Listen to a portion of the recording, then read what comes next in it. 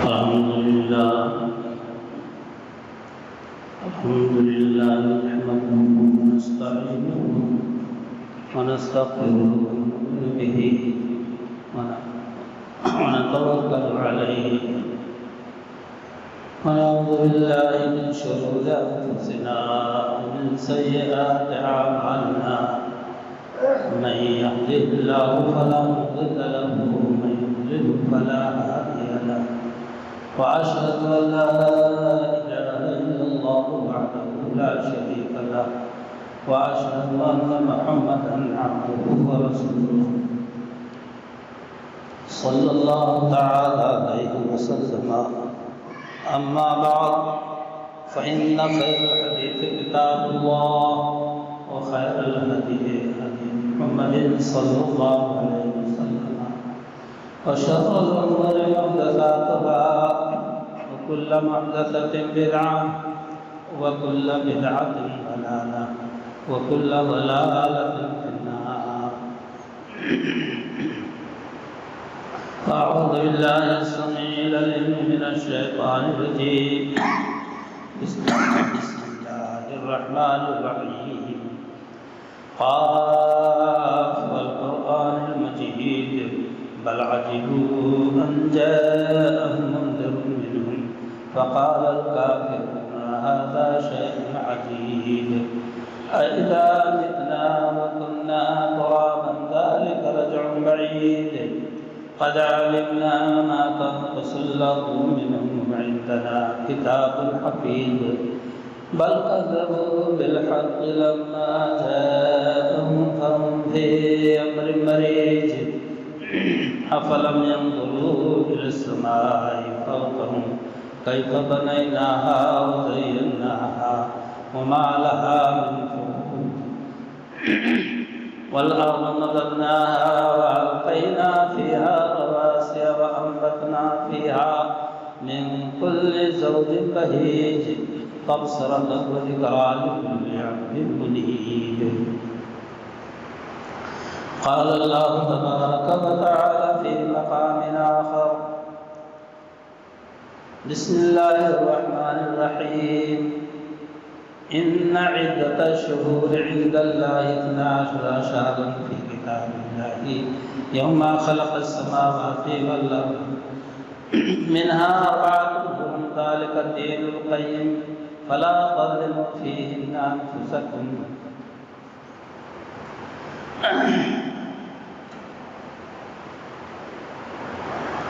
رب کائنات کی حمد و ستائش اور عظمت و بزرگی ذکر کرنے کے بعد بے شمار انگنت لا تعد ولا تحصى درود و سلام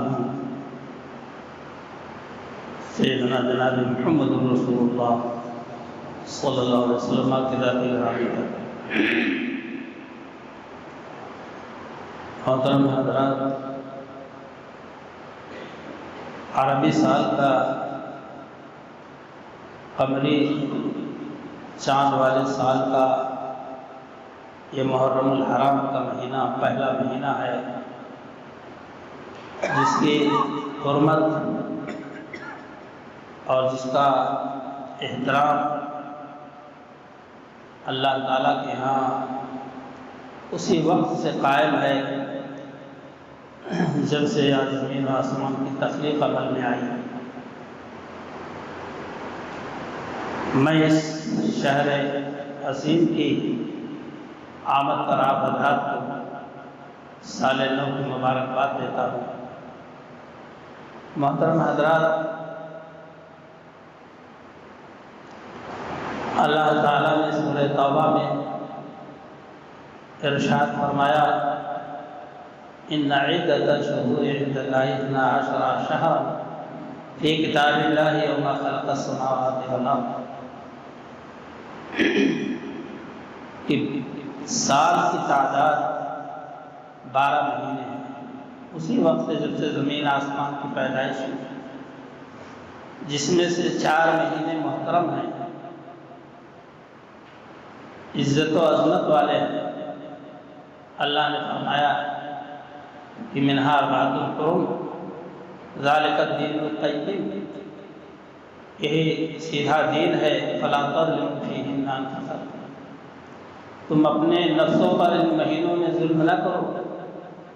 جنگ و جدال کر کے، قتل و قتال کر کے۔ دراصل اس بات کی وضاحت اللہ نے اس لیے کی کہ عرب جاہلیت کے دور میں اہل عرب قتل و قتال کے خوگر تھے، لوٹ مار کے، اور ایک قبیلہ دوسرے قبیلے سے دست بگریبان ہوتا رہتا تھا۔ آئے دن جنگ و جدال کے عنوانات اٹھتے رہتے تھے، اور یہی نہیں بلکہ اپنی ضرورت کے تحت وہ کبھی حرمت والے مہینے کو پیچھے ڈال دیتے اور اس میں جنگ کر کے دوسرے مہینوں کو حرمت قرار دیتے تھے کہ اب کی بار ہم جنگ نہیں کریں گے، یہ مہینہ ہم حرمت والا قرار دیتے ہیں۔ انما النسیء زیادۃ فی الکفر، اللہ نے فرمایا کہ یہ زیادتی گھٹاؤ بڑھاؤ کی کفر والوں کی ہے۔ اللہ تعالیٰ نے تو جن مہینوں کو محترم ٹھہرایا ہے، اللہ کے رسول صلی اللہ علیہ وسلم فرمایا کہ اسرۃ 12 شہر منہا اربعۃ حرم ثلاثۃ متوالیات ذو القعدہ ذو الحجہ محرم ورجب ومضر بین جمادی و شعبان، رواہ البخاری۔ اللہ کے رسول صلی اللہ علیہ وسلم نے فرمایا کہ اے لوگوں، زمانہ گھوم گھام کر اپنی حالت پر آ گیا، اس میں تبدیلی کی گنجائش نہیں ہے۔ محرم، صفر، ربیع الاول، ربیع الاخر، جمادی الاولیٰ، جمادی الثانی، رجب، شعبان، رمضان، شوال، ذوالقعدہ، اسی طرح سے اب مہینوں کا سلسلہ جاری رہے گا، کمی بیشی کا کی گنجائش نہیں۔ زمانہ گھوم گھام کر آ گیا اپنی حالت پر، اور سال کے 12 مہینے ہیں، جس میں سے 4 مہینے حرمت والے ہیں۔ ثلاثۃ متوالیات، 3 مہینے پے در پے، ذی القعدہ، ذی الحجہ، محرم الحرم۔ اس لیے کہ انہی مہینوں میں زمانے جاہلیت میں بھی لوگ حج کے سفر کے لیے نکلتے تھے، تو آتے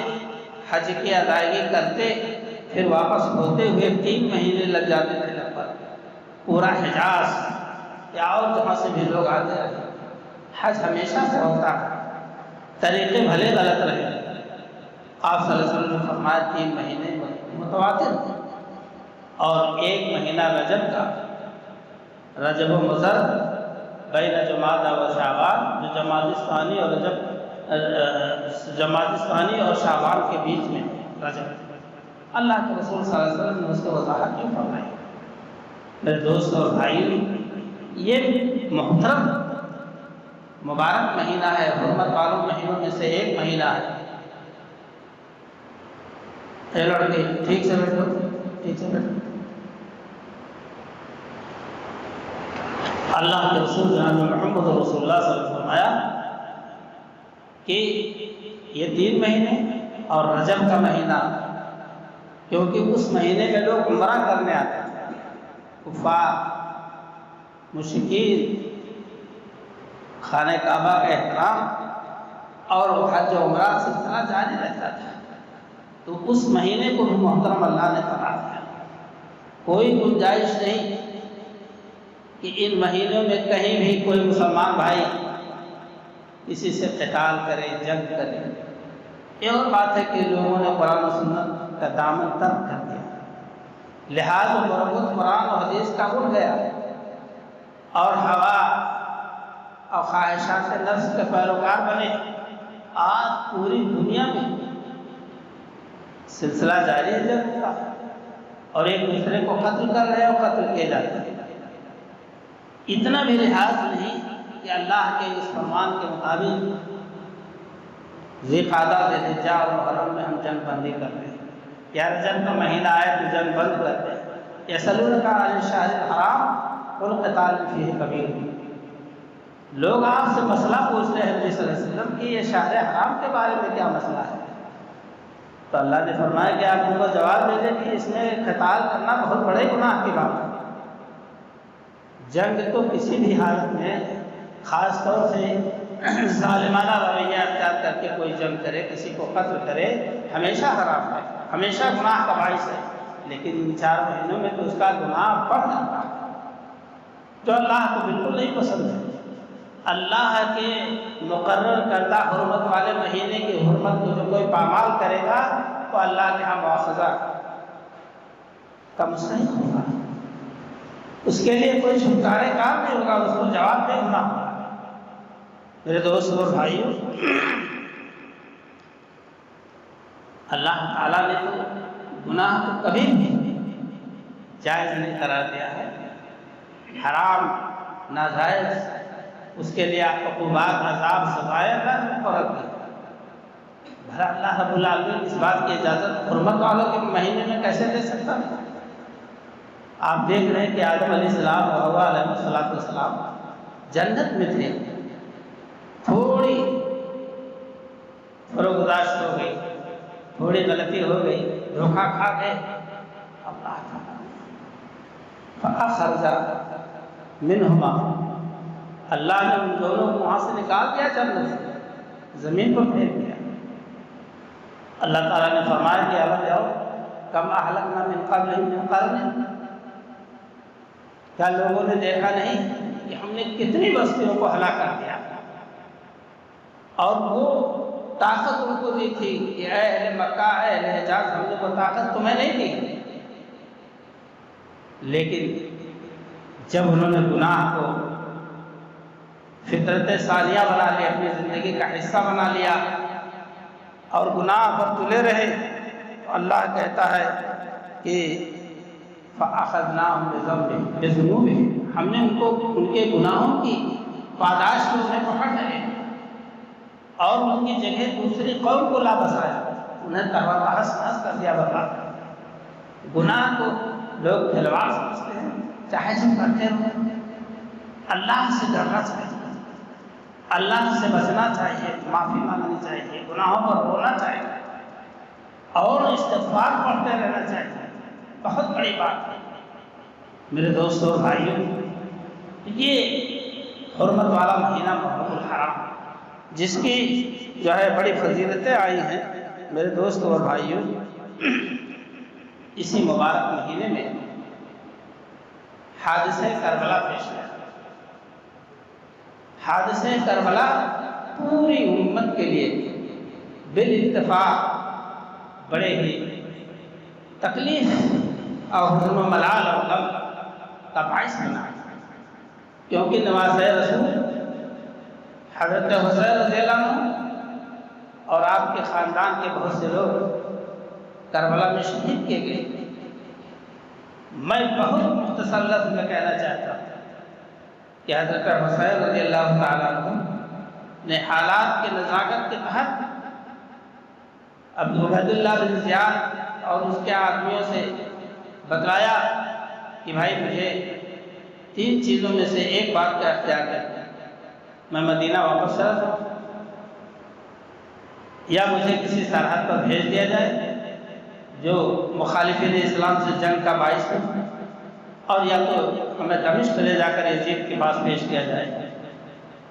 ہماری اس کی کوئی مدعو گفتگو، ہم اس کے ہاتھ میں ہاتھ دیں، لیکن برا ہو کوفیوں کا کہ انہوں نے قیامت تک کے لیے اپنے دامن کو داغدار کر لیا، اور حضرت حسین رضی اللہ عنہ آپ کے وفا کو شہید کیا۔ مظلومیت اس لیے کہ حضرت حسین رضی اللہ عنہ احساس نہ کرتے تو یہ 3 شرائط ان کے سامنے نہ پیش کرتے۔ وہ کہتے تھے کہ چلو ابن زیاد کے ہاتھ پر پہلے اپنا ہاتھ رکھو اور اس کے ہاتھ پر بیعت کرو،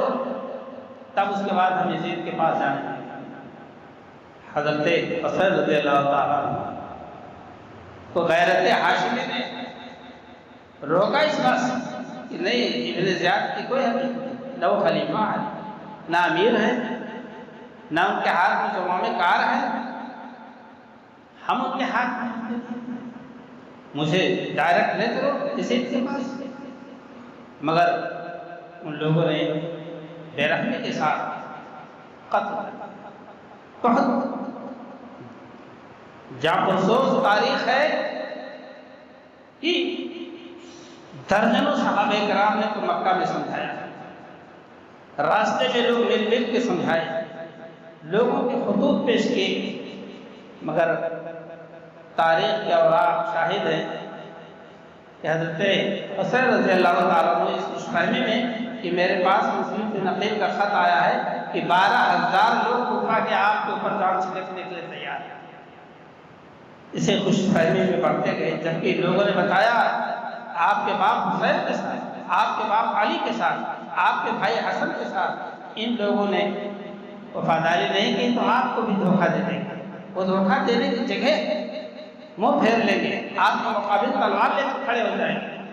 آپ وہاں جانے سے اپنے آپ کو روکیں اور بال بچوں کو بچائیں، مگر حضرت حسین رضی اللہ تعالیٰ عنہ کی بات پر بس مصر رہے اور حضور اکرم صلی اللہ علیہ وسلم کی پیشین ہوئی ہے، ثابت ہوئی کہ میرا بیٹا یہ حسین، جس کے بارے میں آتا ہے کہ حضور اکرم صلی اللہ علیہ وسلم نے فرمایا کہ ایک روز جبریل امین آئے اور اشارہ کیا کہ ان کو آپ کی امت کے لوگ قتل کریں گے، اور اس زمین کی مٹی میں لا کے دکھا رہا ہوں کہ کہاں قتل کیے جائیں، وقت تقدیر الہی ہوئی۔ لیکن میرے دوستوں اور بھائیوں، یہ دنیا غم و رنج و علم کی آماجگاہ اور آرام کی اور راحت و رافت کی جگہ رہی ہمیشہ، جہاں ہزار آرام و راحتیں ملتی رہی انسان کو، وہاں کبھی کبھی غم کے بادل بھی منڈلائے ہیں اور غم کے پہاڑ بھی ٹوٹے ہیں، ایسا نہیں ہے۔ لیکن قرآن اور حدیث آپ جب پڑھیں گے تو اللہ کی طرف سے یہ آپ کو نصیحت ملے گی کہ جب آپ کو راحت، آپ کو آرام، آپ کو آشائش ترقی ملے تو تم اللہ کا شکر ادا کرو، اور جب غم کی بات آ جائے تو صبر کو، تحمل و برداشت کی قوت پیدا کرو اپنے اندر۔ اللہ تعالیٰ نے جگہ جگہ فرمایا ان اللہ مع الصابرین، اللہ تعالیٰ صبر کرنے والوں کے ساتھ ہے۔ اللہ نے فرمایا کہ وَلَنَبْلُوَنَّكُم بِشَيْءٍ مِّنَ الْخَوْفِ وَالْجُوعِ وَنَقْصٍ مِّنَ الْأَمْوَالِ وَالْأَنفُسِ وَالثَّمَرَاتِ وَبَشِّرِ الصَّابِرِينَ الَّذِينَ إِذَا أَصَابَتْهُم مُّصِيبَةٌ قَالُوا إِنَّا لِلَّهِ وَإِنَّا إِلَيْهِ رَاجِعُونَ أُولَٰئِكَ عَلَيْهِمْ صَلَوَاتٌ مِّن رَّبِّهِمْ وَرَحْمَةٌ وَأُولَٰئِكَ هُمُ الْمُهْتَدُونَ۔ اے بندو، ہم تم کو آزمائیں گے مختلف باتیں، دشمن کے خوف سے، بھوکمری سے، قحط سالی سے اور موت سے، ان تمام باتوں سے، کھیتی کے بربادی سے۔ اللہ فرماتا ہے بشر الصابرین، صبر کرنے والوں کو آپ بشارت دے دیں اللہ کی طرف سے۔ الذین اذا اصابتهم مصیبہ، کہ جب ان پر مصیبت آتی ہے تو کہتے ہیں انا للہ و انا الیہ راجعون۔ یہی صبر کا ہتھیار ہے۔ ہم کو اسی سے تسلی ہوتی ہے کہ ہمارا مال ضائع ہو گیا، ہمارے خاندان کے فرد اٹھ گئے، ہمارے امت مسلمہ کے نبی صلی اللہ علیہ وسلم کی امت کے افراد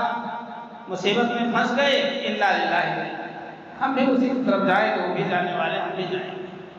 صبر کا بہت بڑا ہتھیار بھی یہ جملہ، اور اللہ کے رسول جناب محمد رسول اللہ صلی اللہ علیہ وسلم فرمایا اولئک علیہم صلوات من ربہم، یہی لوگ ہیں جن پر اللہ کی رحمت ہے،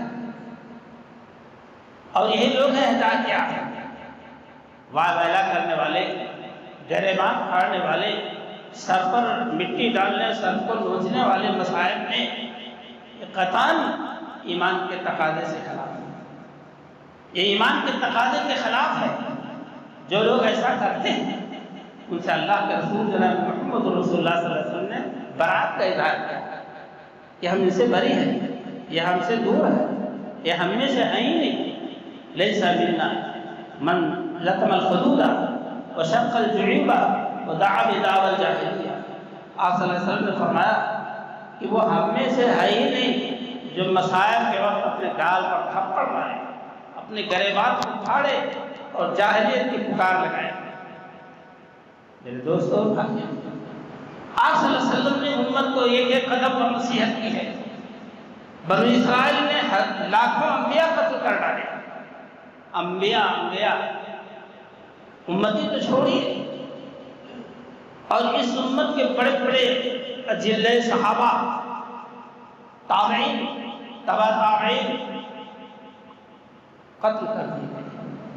ان کے دل کا کوئی نوحہ، کوئی ماتم، کوئی وقت ان کے لیے نہیں مقرر کیا گیا، اس لیے کہ یہ امت اسی دھرے پر چل رہی تھی کہ صبر و شکر بندے کی طرف سے ملا۔ مسائل تو آتے ہیں، آپ کو غزوہ بدر سے لے کر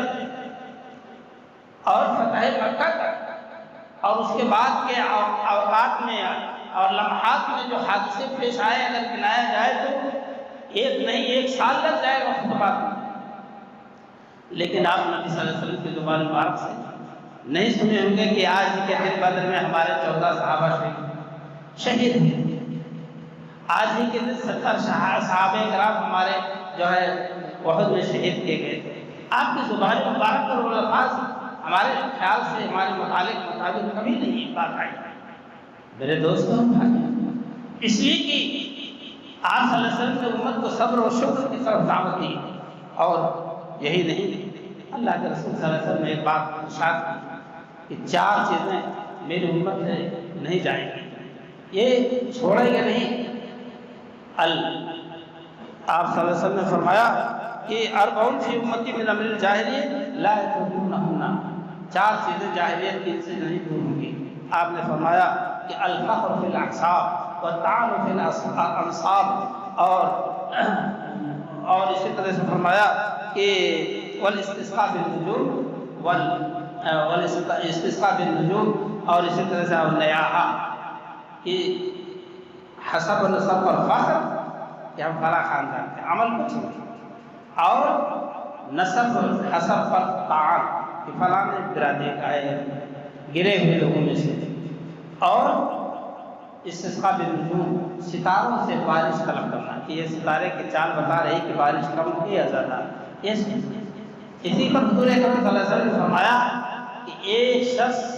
بارش کی وجہ سے جنت میں اور ایک شخص بارش کی وجہ سے دوزخ میں۔ آپ سے پوچھا گیا کیا معاملہ ہے؟ آپ صلی اللہ علیہ وسلم نے فرمایا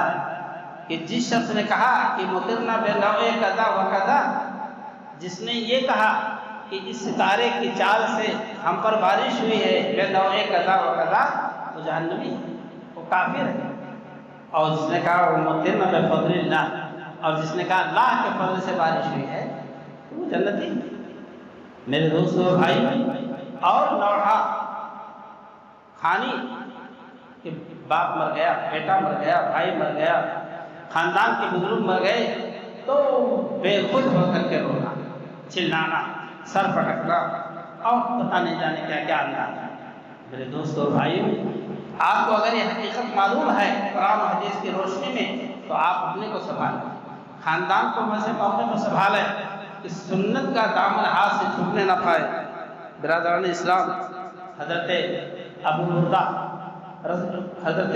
بردہ بن ابی موسیٰ اشعری رضی اللہ عنہ کہتے ہیں کہ ابو موسیٰ اشعری کا گود آپ کی اہلیہ کی گود میں تھا، اور تکلیف بہت زیادہ تھی ابو موسیٰ اشعری کو رضی اللہ عنہ کو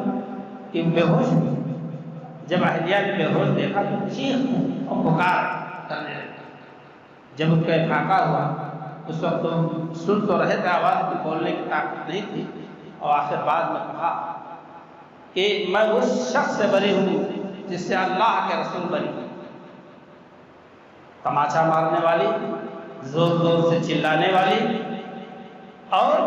کپڑے اور گریبان پھاڑنے والی عورت سے میں بری ہوں۔ وہاں کوئی برابر نہیں کی انہوں نے کہ ہماری بیوی ہے، نفسیاتی طور سے متاثر ہو کر رو دیا، چلا دیا، نہیں، برات کا اظہار کر دیا حضرت ابو موسیٰ اشعری رضی اللہ عنہ کی بیوی سے کہ میں اس سے الگ ہوں، میں اس سے بری ہوں تمہارے اس عمل سے۔ میرے دوستوں بھائیوں، یہیں پر میں عرض کرنا چاہتا ہوں، کائنات کی نبی صلی اللہ علیہ وسلم خلفائے راشدین کے علاوہ حسن اور حسین اور بی بی فاطمہ رضی اللہ تعالیٰ عنہ کے مناقب اللہ آسمان کو چھوڑ، اس میں دو رائے نہیں۔ ایک بار رسول اکرم صلی اللہ علیہ وسلم نے ان کو اٹھایا، کندھے پہ رکھا۔ حضرت ابو ہریرہ رضی اللہ عنہ کہتے ہیں آپ گھر سے نکلے تو ساتھ میں حسن حسین، لیکن ایک آپ کے داہنے کندھے پر اور ایک بائیں، اور آپ فرما رہے تھے من احبہما فقد احبنی ومن ابغضہما فقد ابغضنی۔ جن لوگوں نے ان دونوں سے محبت کی، سمجھو اس نے مجھ سے محبت کی، اور جن لوگوں نے ان سے بغض کیا، کینہ کیا اور عداوت رکھی، اس نے سمجھو مجھ سے عداوت رکھی۔ کتنی بڑی بات تھی، ایک طرف چیلنج، عداوت و محبت کا معیار حسنین رضی اللہ عنہ کے ساتھ، اور ایک بات اللہ احبہما احبہما، اے اللہ میں ان سے محبت کرتا ہوں، اللہ تو بھی ان سے۔ یا آپ صلی اللہ علیہ وسلم اپنے نواسوں کے بارے میں ارشاد فرما رہے ہیں۔ ایک بار آپ خطبہ فرما رہے تھے، اسی دوران خطبے کے دوران دونوں حضرات دامن میں الجھتے ہوئے گرتے پڑتے، اٹھتا اور خیزہ آ رہے۔ آپ صلی اللہ علیہ وسلم نے دیکھا کہ ممبر سے اتر گئے، دونوں کو اٹھایا اور لا کر کے ممبر پہ کھڑے ہو کر خطبہ شروع کیا اور فرمایا انما اموالکم واولادکم فتنہ، یقینا اموال اور اولاد فتنہ، آزمائش ہے۔ دیکھو وہ خطبہ دے رہا تھا، ہمارے نواسے حسن حسین آ رہے تھے گرتے پڑتے تو میں ممبر سے اتر گیا۔ ان کے مناقب، ان کے مراتب آپ جانتے ہیں، حضور اکرم صلی اللہ علیہ وسلم نے فرمایا کہ ان هذا ملک لم ينزل الارض قط فيها قبل هذه الليله۔ آپ صلی اللہ علیہ وسلم نے فرمایا کہ اے لوگوں سنو، ایک فرشتہ آج کی رات اترا جو زمین پر کبھی نہیں آیا، اور وہ یسلم علی ویبشرنی، وہ آیا اور مجھ کو سلام کیا، مجھ پر سلام بھیجا، السلام علیکم یا رسول اللہ، ویبشرنی، اور مجھے بشارت سنائی۔ کیا بشارت تھی؟ ان فاطمہ سیدۃ نساء اہل جنہ، کہ نبی صلی اللہ علیہ وسلم فاطمہ آپ کی لفظ جگر جنت کی عورتوں کی سردار، وَإِنَّ الْحَسَنَ وَالْحُسَيْنَ سَيِّدَا شَبَابِ اہل جنہ، اور حسن اور حسین جوانوں کے سرداروں کی جنت میں۔ بہت بڑی بشارت تھی۔ حضرت عائشہ رضی اللہ تعالیٰ عنہ فرماتی ہے کہ رسول اللہ صلی اللہ علیہ وسلم کے مرض الموت کا وقت تھا، دن تھا، آپ صلی اللہ علیہ وسلم نے بی بی فاطمہ لفظ جگر کو بلایا، کام میں کوئی بات نہیں۔ یہ روایت کرنے والی ماں عائشہ رضی اللہ عنہ ہیں، جنہیں طرح طرح سے دشنام ترازی سے اور طرح طرح کی باتوں سے لوگ متہم کرتے ہیں اور بڑی ہی گندے انداز میں نام لیتے ہیں۔ اللہ کے حوالے سے میں کہتا ہوں کہ ایسے لوگوں کو ڈرنا چاہیے۔ میرے دوستوں اور بھائیوں، تو حضرت نبی اکرم صلی اللہ علیہ وسلم نے بی بی فاطمہ کے کان میں سرگوشی سے کچھ باتیں کہیں تو رونے لگی بی بی فاطمہ۔ پھر اس کی کچھ دیر بعد آپ نے بلایا تو کچھ باتیں پھر سرگوشی کی کہیں تو بی بی فاطمہ رضی اللہ عنہ مسکرانے لگی۔ جب آئی گئی بات ختم ہو گئی، رسول اکرم صلی اللہ علیہ وسلم کا انتقال ہو گیا، تو ماں عائشہ رضی اللہ عنہ نے پوچھان کیا اس دن کیا بات تھی کہ رسول اللہ صلی اللہ علیہ وسلم نے، آپ کے ابا نے آپ کے گوشے گزار کچھ باتیں کی تو آپ رونے لگی، اور تھوڑی دیر کے بعد کچھ باتیں گوشے گزار کے آپ ہنسنے لگی، ان دونوں باتوں میں کیا رہا؟ تو انہوں نے بتلایا کہ ابا نے جب مجھے بلایا تو بتلایا کہ میں دنیا سے رخصت ہونے والا ہوں، میری جدائی کی گھڑی ہے، یہ سوچ کر میں رو گئی۔ لیکن جب دوبارہ بلایا اور فرمایا، میرے نوش گزار کی کہ میرے خاندان میں اہل بیت میں سب سے پہلے تم مجھ سے آ کے ملو گی، تو میں مسکرا پڑا۔ وہاں اپنی موت پر غم نہیں تھی کہ میں جلد مرنے والی ہوں یا خاندان میں سب سے پہلے میری موت ہوگی،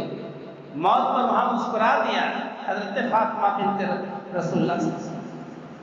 اور یہی برادران اسلام بہت ہی بلند درجہ بڑا مقام ان لوگوں کا ہے، کبھی بھی کہیں بھی ان کی عزت و عظمت کے دعوت پر کہیں بھی خراش نہ آنے پڑے۔ کوئی دنیا کسی کو کیا کہتا ہے کہنے دے، مگر آپ سمجھیں کہ اہل بیت سے صحابہ کرام سے محبت جزو ایمان ہے،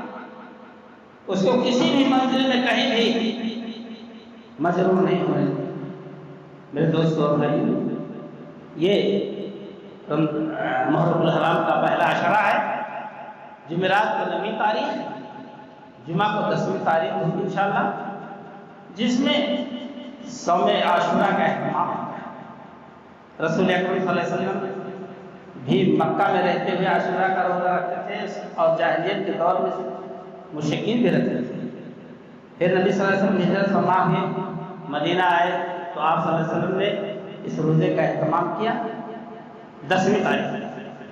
جب رمضان پارہ کا روزہ فرض کر دیا گیا تو آپ نے فرمایا کہ لوگوں کو اختیار ہے کہ شاہ سامہ میں شاہ فاطمہ، اگر لوگ چاہیں تو روزہ رکھیں 10ویں کو، نہ چاہیں تو نہ رکھیں گے تو ثواب ملے گا۔ کتنا ثواب ملے گا؟ یکفر سنۃ المعصیہ، گزرے ہوئے سال کے صغائر گناہ اللہ تعالیٰ مٹا دیتا ہے ایک روزہ۔ پھر آپ صلی اللہ علیہ وسلم کو پتہ چلا کہ یہود روزہ رکھتے ہیں، تو آپ نے پوچھا کہ وہ کیوں رکھتے ہیں؟ تو لوگوں نے بتلایا کہ وہ کہہ رہے ہیں کہ آج ہی کے دن موسیٰ علیہ السلام اور ہماری قوم کے لوگ فرعون سے نجات پائے تھے، فرعون غرقاب ہوا تھا، اس شکریہ میں موسیٰ علیہ السلام اور اسرائیلیوں نے روزہ رکھا تھا اور وہ سلسلہ آج تک چلا تھا۔ آپ نے فرمایا فنحن احق واولی بموسیٰ، ہم موسیٰ علیہ السلام اور ان کی قوم سے زیادہ حقدار ہیں، ہم موسیٰ علیہ السلام کے ذریعے زیادہ قریب ہیں، وہ بھی نبی تھے ہم بھی نبی ہیں، ہم ان کی خوشی میں شامل ہیں۔ لیکن مخالفت یہود میں آپ نے فرمایا کہ اگر میں زندہ رہا آنے والے سال میں تو میں 9ویں تاریخ اور 10ویں دونوں روزہ رکھوں گا، 2 دن رکھوں گا تاکہ مخالفت یہود ہو جائے۔ اسی لیے آپ صلی اللہ علیہ وسلم فرمایا کہ 9ویں تاریخ کو روزہ رکھے اور 10ویں کو، اور 9ویں کو نہیں رکھ سکے تو 10ویں کیا رہی، روایتیں سب صحیح ہیں۔ روزے کا اہتمام حضور اکرم صلی اللہ علیہ وسلم نے فرمایا کہ سب سے زیادہ افضل روزہ، افضل صیام بعد الفریضہ شہر اللہ المحرم، کہ فریضے روزے کے بعد، رمضان کے روزے کے بعد سب سے زیادہ افضل روزہ وہ عاشورے کا روزہ ہے، اور افضل صلاۃ بعد الفریضہ صلاۃ اللیل، اور نماز فرض کے علاوہ جس نماز کی اہمیت ہے وہ تہجد کی نماز ہے۔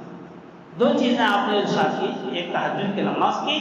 اور ایک عاشورہ کے روزہ کی، جو 9ویں یا 10ویں کو لوگ عام طور سے رکھتے ہیں۔ اگر کسی سے چوک ہو گئی، اس کے دل میں جذبہ ہے تو وہ 10ویں 11ویں کو رکھتا ہے، مگر مخالفت یہود میں ہماری اولاد کی ذمہ داری ہے کہ ہم 10ویں کے ساتھ 9ویں کو ملائیں، اس لیے کہ آپ صلی اللہ علیہ وسلم نے الفاظ فرمائے خالف الیہود، یہود کی مخالفت، ان کی تہذیب سے آپ صلی اللہ علیہ وسلم چاہے وہ دینی رہی ہو اور چاہے دنیاوی تہذیب رہی ہو، کبھی بھی آپ نے ان سے کمپرومائز نہیں کیا، مصالحت نہیں کی۔ حتیٰ کہ یہود کے بارے میں پتہ چلا کہ وہ جوتے میں نماز نہیں پڑھتے تو آپ نے فرمایا کہ مخالفت یہود میں جوتے میں نماز پڑھو، جوتے میں نماز پڑھو۔ جن کو مسئلہ نہیں معلوم ہے کہتے ہیں مولوی صاحب نے جنازہ کی نماز جوتے میں پڑھا دی، اور جو لوگ جوتا پہن کے اور نکال کے جوتے پہ کھڑے ہوتے ہیں اسی صف میں اور سمجھتے ہیں کہ ہم جوتا نکالے ہوئے ہیں اور جوتے پہ کھڑے۔ بھائی نبی صلی اللہ علیہ وسلم نے فرمایا ایک نہیں، مخالفت یہود کی ایک لمبی فہرست ہے جو آپ نے پیش کر دیا، اور مجھے اس کی کیا تھا؟ بڑی دھوکہ باز، بڑی دھوکہ باز قوم، بہت ہی منافقانہ رویہ اختیار کرنے والے قوم، کب کس کو کہاں پہنچا دے کوئی پتہ نہیں۔ اس لیے آپ نے قدم قدم پر ہوشیار رہنے کی جو ہے ترغیب، ہوشیار رہنے کی تعلیم و تلقین کی ہمت مسلمان۔ میرے دوستوں بھائی، آنے والا جمعرات کا دن، آنے والا جمعہ کا دن، 9ویں 10ویں کی تاریخ ہوگی۔ آپ لوگ اپنے آپ کو بچائیں، روزہ رکھیں اور اپنے گھروں میں روزہ کا اہتمام کرائیں۔ تعزیہ داری، مشرکانہ عمل، بھول بھٹیاں اور تمام خرافات بتائیے کہ اگر انشاءاللہ آنے والے جمعے میں بات ہوگی کہ یہ خوشی ہے اور ماتم ہے، خوشی ہے کہ ماتم ہے، غم ہے کہ کیا ہے، آپ کا انداز کیا بتلا رہا ہے۔ اس لیے میرے دوستوں اور بھائیوں، خود اپنے انداز پر غور کریں کہ عاشورہ کے دن، جس دن حضرت حسین رضی اللہ تعالیٰ عنہ میدان کربلا میں پیاسے شہید کیے گئے، اللہ اکبر، ان کی امت کے افراد سبیل کیے دلائیں تاکہ روزہ بھی چھوٹ جائے اور تبرہ بھی ہو جائے حضرت حسین رضی اللہ عنہ کی ذات پر اور ان کے اہل بیت پر، کہ وہ پیاسے مرے اور ہم شربت میں گرمی کے مہینے میں اور چائے پہ ٹھنڈی میں، اور ڈشیں چلتی ہیں، کہتے ہیں بڑا غم کا مہینہ۔ اللہ تعالیٰ ایسے حائز فاصلہ سے باطلہ سے ہم کو محفوظ رکھے اور سچی محبت ہم لوگوں کے دلوں میں اللہ تعالیٰ حسنین کے لیے، اہل بیت کے لیے اور صحابہ کرام، خلفائے راشدین، عشرہ مبشرہ اور تمام صحابہ کرام رضی اللہ عنہ کے بارے میں اللہ تعالیٰ ہمیں سچی محبت کی توفیق عطا فرمائے۔ آمین، تقبل یا رب العالمین، صلی اللہ تعالیٰ